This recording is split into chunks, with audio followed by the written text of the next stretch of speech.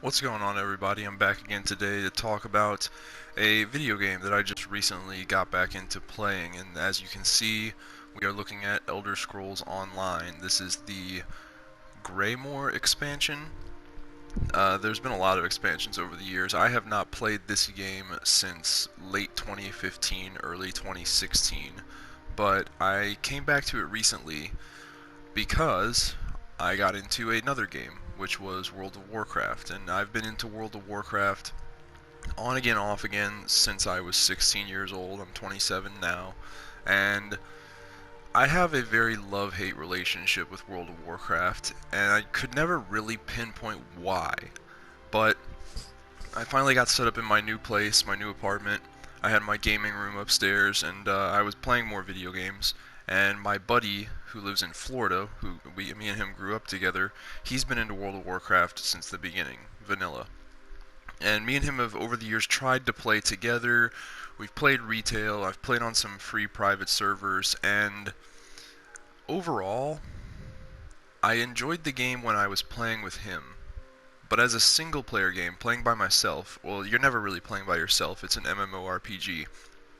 But when I was playing solo, and as in like I was not really playing with anyone that I knew in real life, I found the game much less enjoyable. And I've played many MMORPGs. I've played World of Warcraft, Elder Scrolls Online, Final Fantasy 14. I've played, what else is there? Guild Wars 2. And I have to say, something that has drawn me back to this game, Elder Scrolls Online, is because this is just as good of a single player game as it is an MMORPG. Where the problems I have with World of Warcraft when I'm not really playing with anyone that I know, I don't have in this game. I'll be playing World of Warcraft by myself, and unless I take the time to delve into the lore and read each text, quest text, I just kind of find it very bland. I find myself wandering around doing things. I don't really know why I'm doing them. The things that I'm doing are always some sort of weird fetch quest. So I started thinking to myself, why can't there be a MMORPG where if you have friends in real life that you can play the game with, that option is available to you, but if you also don't have any friends in real life that you can play with at the moment, it's just as good of a single player game. And my mind went to Skyrim. I thought Skyrim is like the definitive fantasy RPG. Why is there no multiplayer Skyrim? Why is there not multiplayer included in a lot of games where I feel like it should be included? And as it turns out, there is a multiplayer add-on that they're working to add to Skyrim, but it's not quite what it should be, and it's a little buggy. But then I thought of Elder Scrolls Online, and I remembered when I first started playing this game, I thought to myself, this is fun. The quests are, it feels like a Skyrim game. It feels like an Elder Scrolls game. The only differences that I can truly tell between this and Skyrim are the way the inventory is set up and the way your skills are set up. Now, we're at the character creation screen. I'm going to give you a brief overview over some of the different options. Obviously, male or female is an option. And then you've got the three factions, which are the Daggerfall Covenant, the Ebonheart Pact, and the Aldmeri Dominion. Aldmeri Dominion. Now, originally, each faction had three races. The Aldmeri Dominion had Red Guard, Dark Elf, and High Elf. The Ebonheart Pact had High Elf, Nord, and Wood Elf. And the Daggerfall Covenant had Orc, Argonian, and Khajiit. Since this game launched, they've released a sort of like add-on pack that you can buy that allows you to play any race across any of the factions. Personally, though, I like to still kind of stick to the races that were aligned to each faction because, in terms of the story, there was nothing introduced in the story of the game explaining why different races could intermingle between the factions. So if you're like me and you want to kind of immerse yourself in the world and really get a true role-playing experience, then you're going to want to stick to the story, which means sticking to specific races. So I usually like to play either Nord, Breton, or any of the elf races. So just to go ahead here real quick, I'll show you some of the classes, but I'll put it on a different race. We'll do Nord, I guess.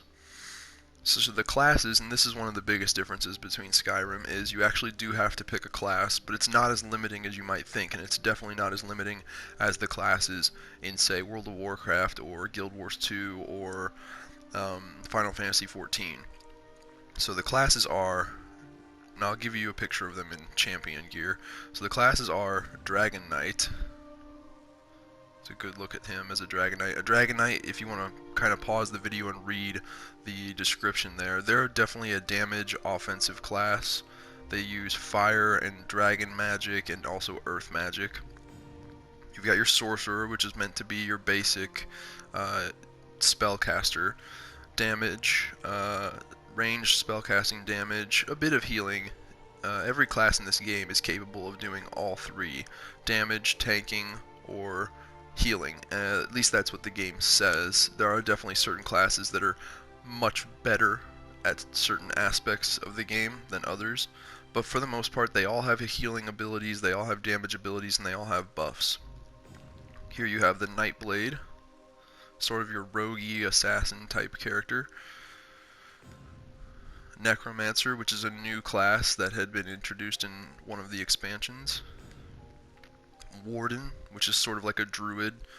They use frost magic as well as frost and ice magic, as well as they summon animals to aid them in fights. And then you have the Templar, which is your basic like holy warrior paladin type class. And then in terms of character customization, you can do a whole lot. Same thing as with Skyrim.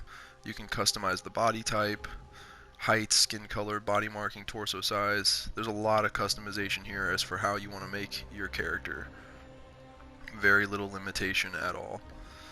And one of the things that I find awesome about this game is that just because you pick, let's say, sorcerer, and you're a spellcaster, you are not limited at all in terms of what kind of armor you can wear, what type of weapons you can wield. If you want to be a sorcerer who wears the heaviest plate battle armor and carries a giant two-handed battle axe, you can do it. There's nothing stopping you.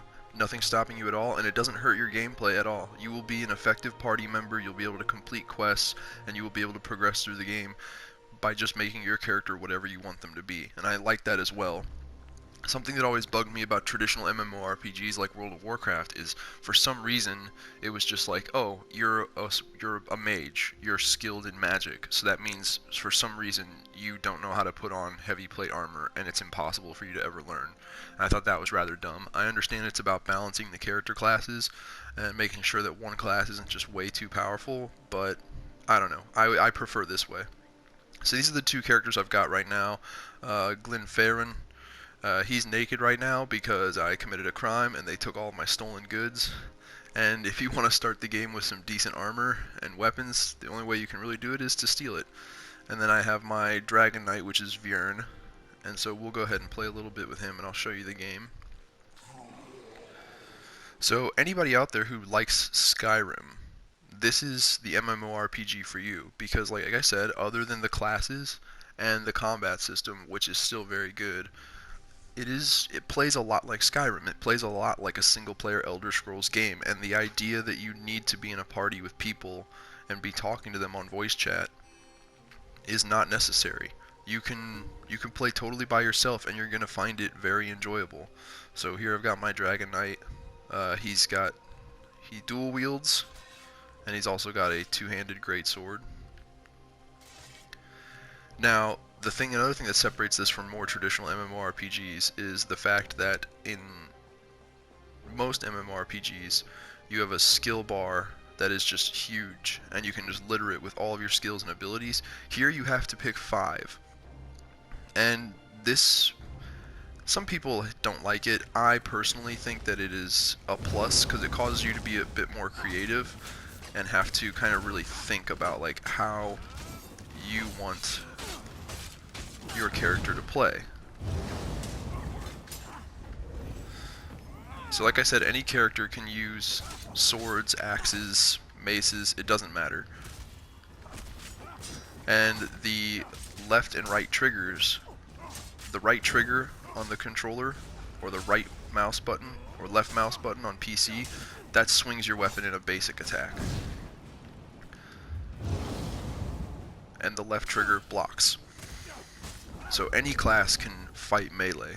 And if you go here to your skill trees, you can see that there is a skill tree for each weapon type. If you want to go two-handed, there's a skill and ability tree for it with active and passive abilities that you can purchase. There's one for one-handed shield, there's one for dual wield, bow, destruction staff, restoration staff, so your character is not limited in the terms of the weapons they can use. And there's also skill trees for armor. If you want to wear light armor, there's buffs and extra benefits that you can unlock for wearing light, heavy, and medium armor. So there's really no limitation there. One of the things that, and this is one of the very few things that always bugged me about Skyrim, was the fact that I was limited to two hands. If I wanted to use magic at all, I was sacrificing one of my hands to hold the spell in the hand. In this game, you don't have to do that. You're going to have your magic and spell abilities hotkeyed to the 5 slots in your action bar. And then, like I said, the left and right triggers are for just basic swinging and blocking with your melee weapon and or shield. So this is the sort of inventory user interface. You've got your inventory here. As you can tell, it is very reminiscent of Skyrim. You got main hand, offhand, and some classes do have a backup weapon set, so you can, like my Dark Elf Dragon Knight, he's got the dual wield, but he also has the two-handed greatsword. Character, magicka, health, stamina, all of this is looking familiar to anyone who's played MMORPGs, or not MMORPGs, but specifically Skyrim.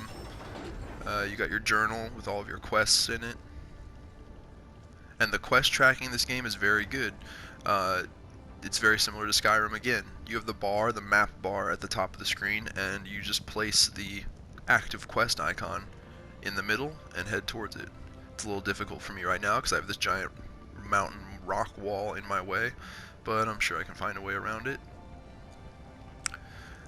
So overall, I do like this game. Also, another big perk is that every single quest, every single bit of it, is voice acted. None of it you have to sit there and read. Now, I'm no stranger to reading. I love reading. I have tons of fantasy and sci-fi books littering the shelves of my nerd room upstairs. But it just helps with the immersion and kind of just getting into really what's going on in the game when the game is voice acted. Instead of having to sit there and force yourself to read what's going on, it's kind of fed to you. So whether or not you're really paying attention, that the voice of the characters giving you the quest are going to kind of trickle in through the background, and you're going to find yourself doing these quests, and whether you realize it or not, you're going to somewhat know what it is you're doing and why you're doing it.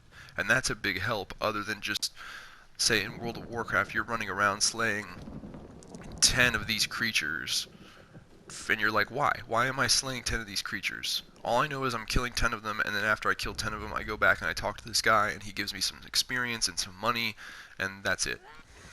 So what's really the point? This game solves that problem.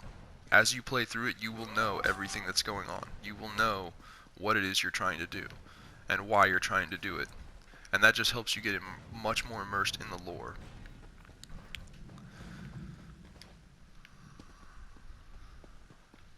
Another thing I really like about this game is that it has had regular updates. Expansion packs, DLC come out like clockwork, and for the most part they've all been very good. When this game first released, it got a lot of criticism, but they immediately rebranded it as Elder Scrolls Online Tamriel Unlimited, and they dropped the subscription fee, and ever since then it's been running very well. There's quite a populated player base on both console and on PC, and the graphics look amazing, the effects are amazing, the music is amazing, the customization is amazing, and like I said, it's just as good of a single player game as it is a multiplayer game.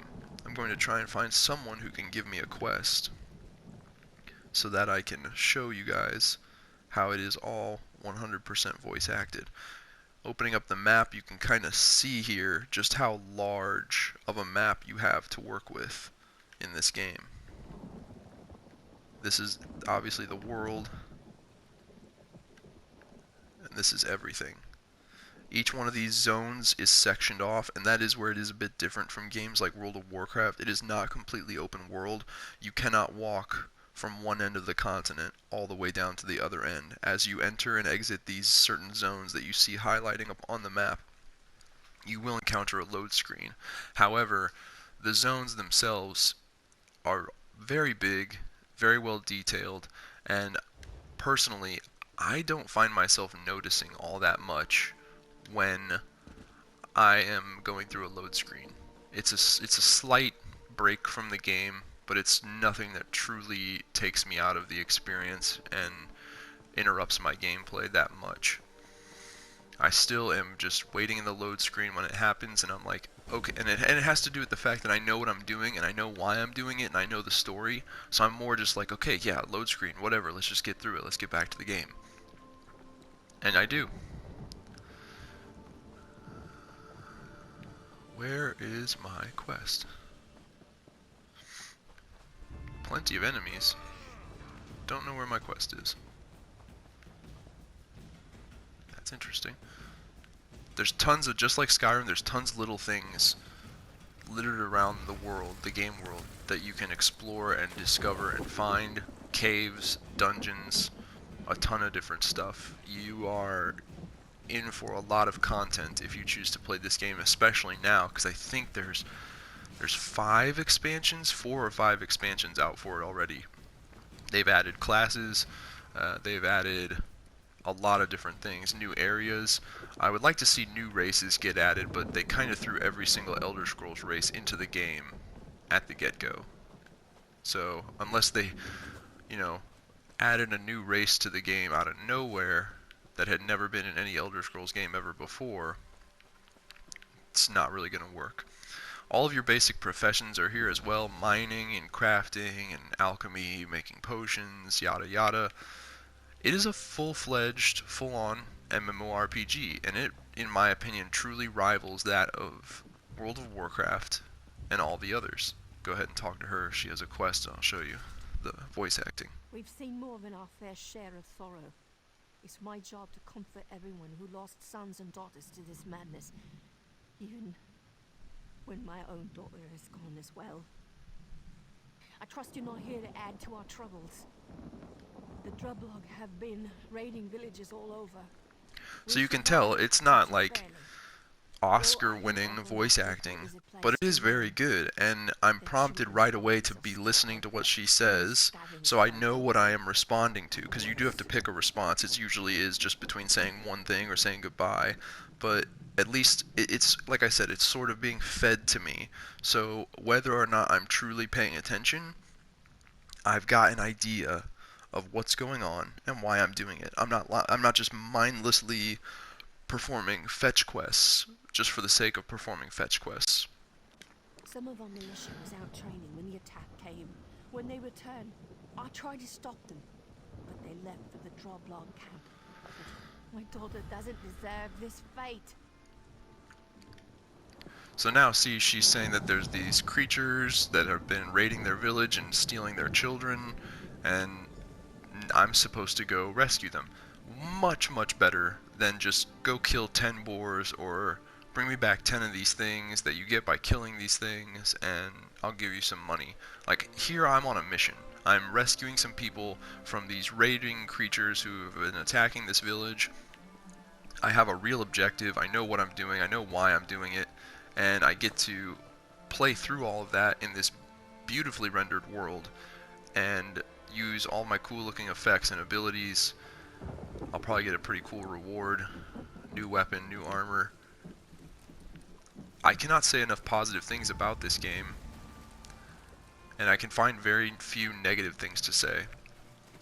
And one negative thing, and it's not really a negative thing because it only applies to console, is if you want to talk about like the rendering of the games,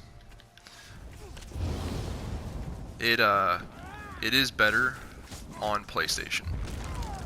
Or sorry, that is incorrect. It is not as good on PlayStation or Xbox.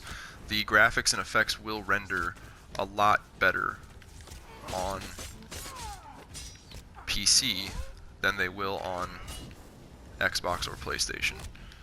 You'll notice it like in quest dialogue when you're talking to an NPC who's giving you a quest. At first on PlayStation their clothing and armor will appear kind of blurry, but on PC it all renders pretty quickly all at once. I'm gonna die. Well, that's what I get for focusing more on the video and not as much on the gameplay, but I think that was a pretty good demonstration of what the combat in the game is like. You guys have seen how quests are given out. You've seen the map, you've seen how the quest tracking works with the map bar, you've seen the inventory and the skill trees. I think I've given you a pretty good representation of the game, and I hope that if any of you are out there who've considered trying MMORPGs before, or maybe even you have not considered trying MMORPGs before, I hope that this video has maybe given you just a little bit of interest in trying this one.